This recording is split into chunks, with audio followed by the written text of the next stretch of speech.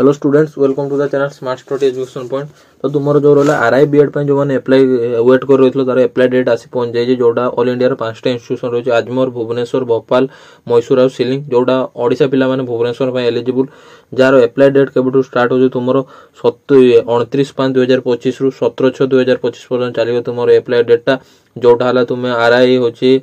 Bhubaneswar site जाए आराम से एप्लाई कर www.ribbs.ac.in साइट जाए एप्लाई कर एग्जाम डेट तुम रोच 29/6/2025 रे आ तुम सिलेबस कौन रोचे सेटा भी तुम क्वेश्चन सिलेबस जो रहा होची जोटा हूँ तुम 4 year BA BD 4 year BSc BD ता सहित एमएससी बीएड रोचे जो रहा होची ता सहित बीएड भी 2 year BEd MEd 3 years MA education technology 2 years MEd 2 years जोटा रीजनल इंस्टीट्यूशन चलो जो जार जो सिलेबस जो रहा हो तुम रोचे सीसी जो एग्जाम रोचे